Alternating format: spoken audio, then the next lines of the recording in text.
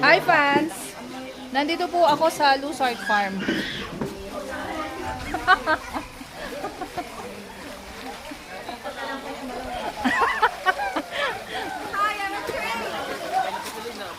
Nandito po kami ngayon sa Luzard Farm.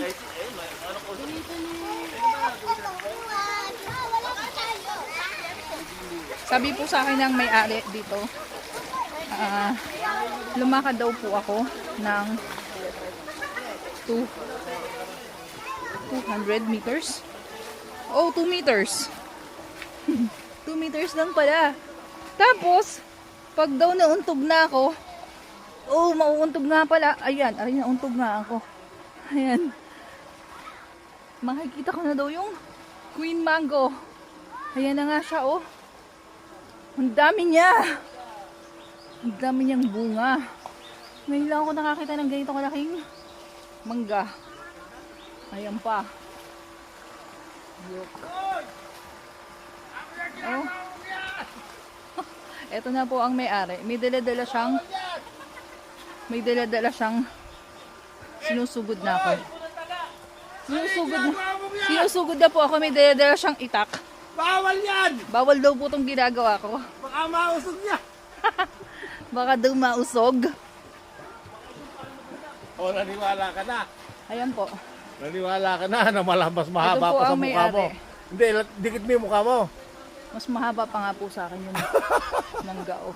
Oh, Ayan, oh. sa harapan mo ilagay, baka kubere yung mukha mo. Ginagawa ka rin eh. Mas malaki pa talaga sa mukha mo. Mas malaki pa sa face ko yung mangga. Kita mo na.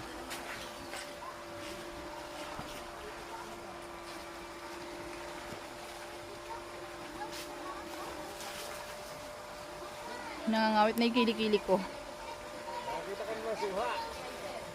Suha. May suha pa daw dito. Ito yung suha ko. Abakan mo ito. Ito po, Papa Arthur. Ano tawag dito? Miracle fruit. Ito, miracle fruit. Ito yung suha. Oh. Merong suha din dito. Ayan. Pero maliit pa siya. Ayan, suha to. Meron din sa bignay. Puno ng suha. Itong bignay na ito. Ay, merong bignay. Saan ko narinig ang bignay? Ay, napakahalaga ng ano nito. Napakahalaga Ginagawang ano yan, wine. Hindi, tsaka yung dahon. Ginagawa din yan. Alam ko, gamot yan eh. Tsaka yan eh. Gamot, Yan oh. bignay. Parang saan to meron sa... Saan nga meron ng bignay? Sobrang init na.